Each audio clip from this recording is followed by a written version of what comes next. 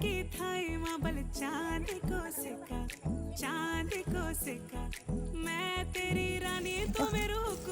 सारे शीट्स गिरे हैं पाइन के, और ये पूरे के पूरे इनको हल्का हल्का ऊपर ऊपर ढूंढना पड़ता है। तो बताएं कि ये इतने बढ़िया होते हैं ना खाने में, देखिए इतने पौष्टिक होते हैं, और ये शॉप में बहुत महंगे बिकते हैं।